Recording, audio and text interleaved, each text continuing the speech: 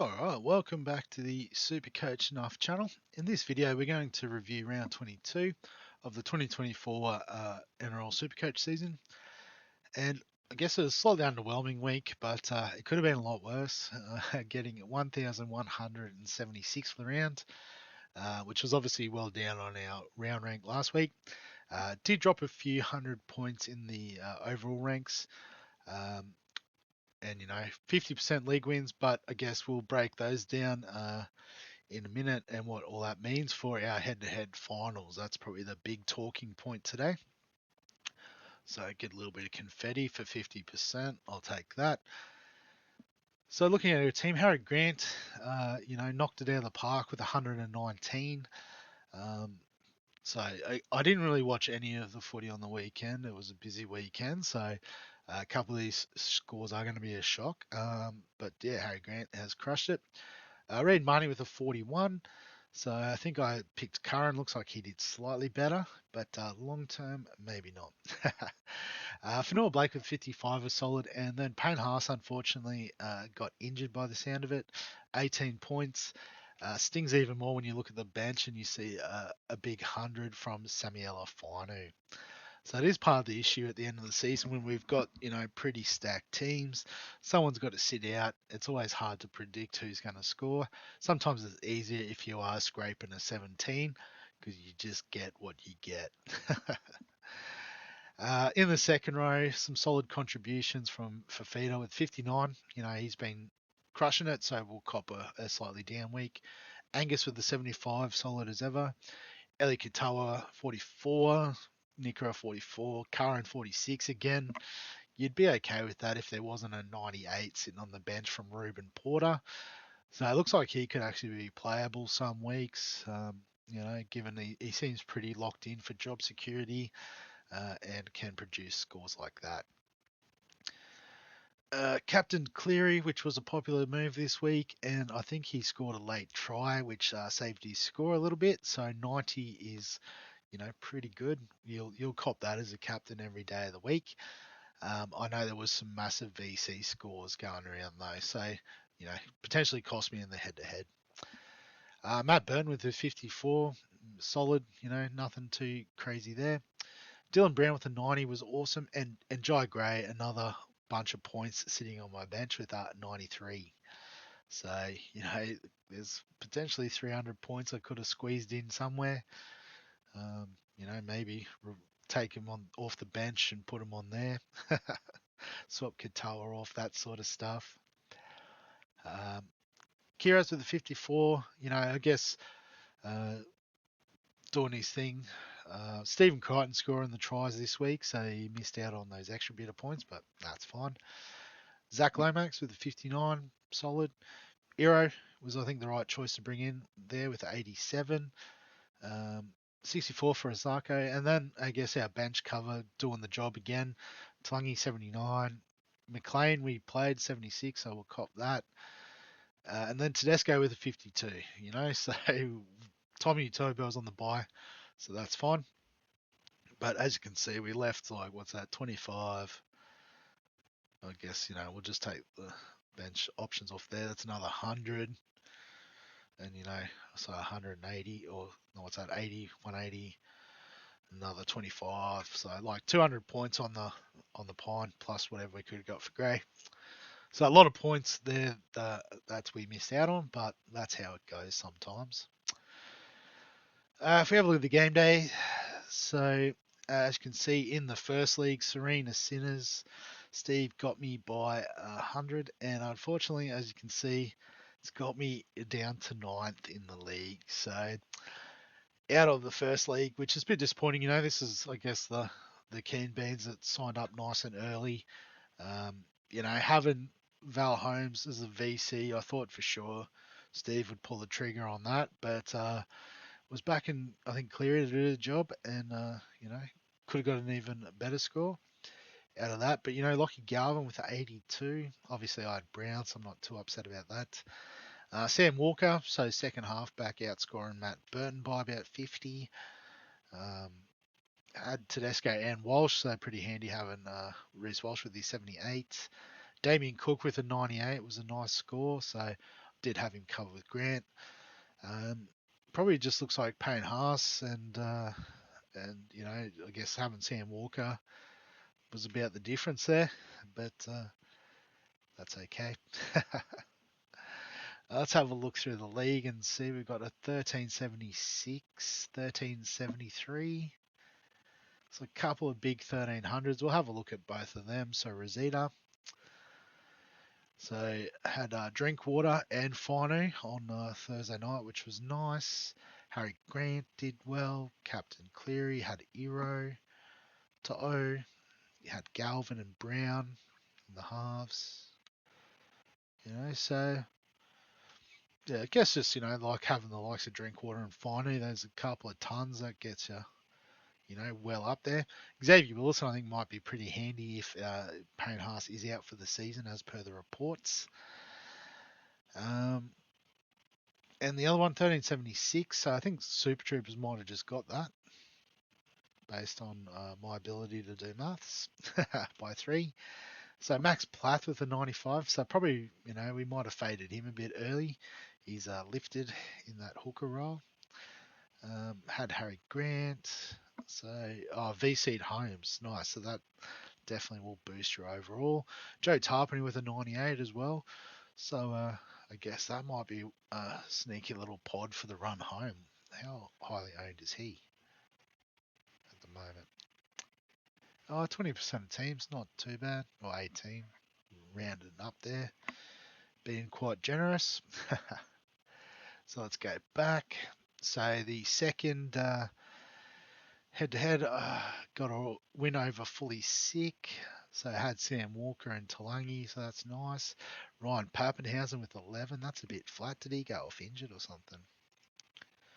Let's have a look at the stats. Played 80 minutes and got 11. Wow, that's rare. That's unlucky. Had Royce Hunt as the auto emergency, so what happened there? Oh, Pangai didn't play and didn't have the cover. Okay, that's interesting.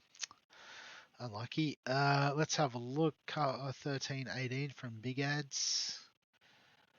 1302. So only a couple scraping over the 1302. Let's have a look at the Big Ads' score. Top score in this league. So another Max Plath holder. Damien Cook, the 98.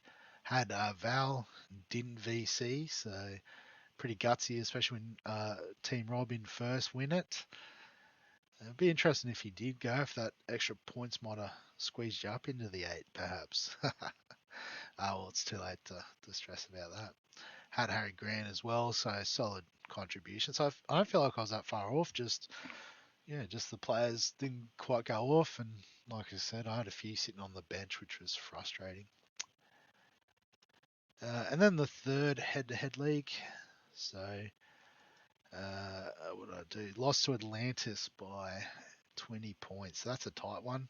Having Val Holmes and Max Plath probably got the chocolates there.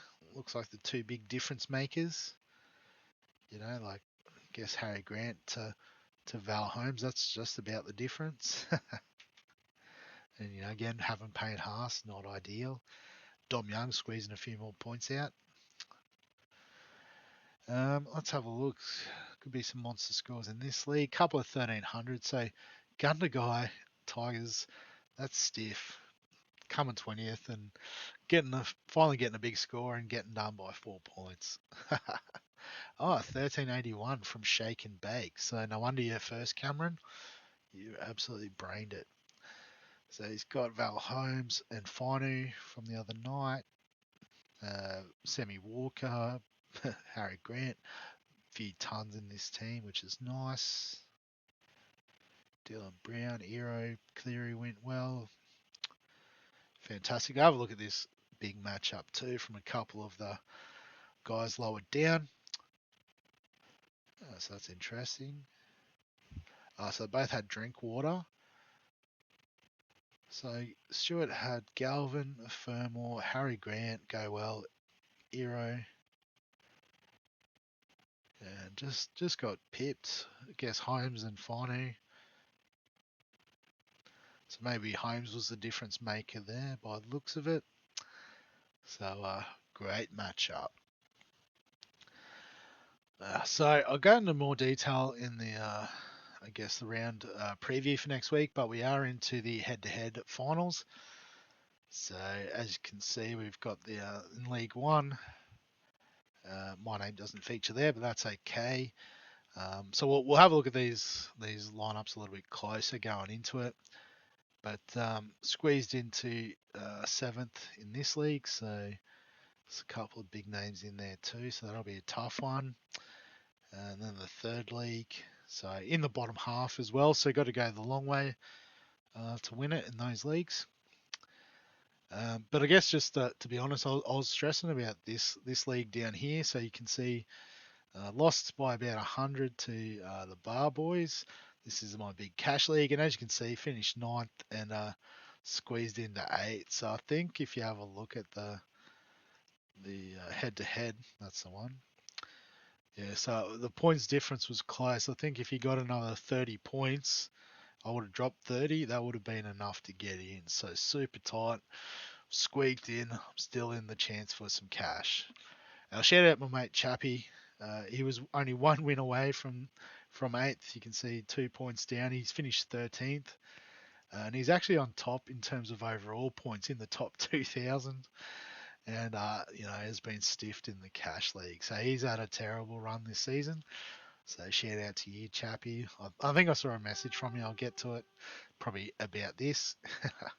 But I've squeezed up into a second spot overall in this league too. But we don't care about overall. This is a head-to-head moneymaker. I know a few of the boys do purely play it just to win the cash. So it's tough to compete when you're worrying about overall and you're running your own YouTube channel leagues and stuff.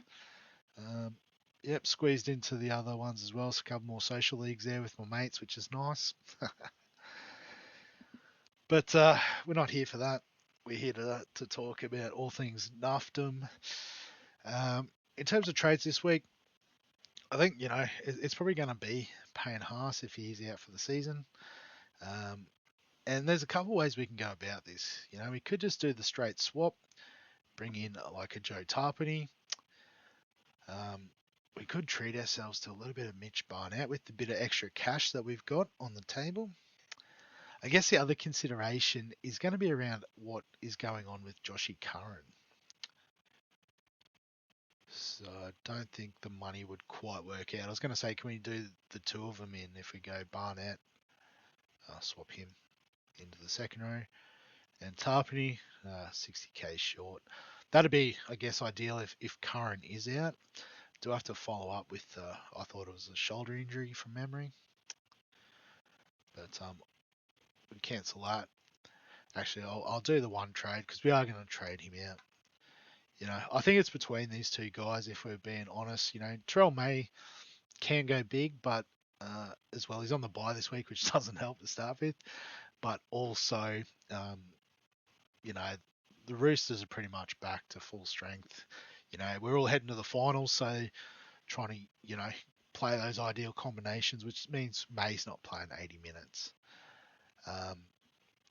So it's going to be between these two guys. I'm going to go Barnett just because he's slightly more pod and I can afford him. Complete the trade. Although actually the other thing I need to consider is the buy. The Warriors have a buy coming up. Maybe we are going Tarpany, but that's fine. Just for the purpose. Whoever we trade in will be starting this week. As good as Finu's going. Actually, he might find himself on the bench with Crichton out. Push Nicker in. Particularly if Curran's out too, then Finu's definitely in. Teddy's out, so Turbo's in. And assuming Garrick's back from his HIA, it'll be something like that.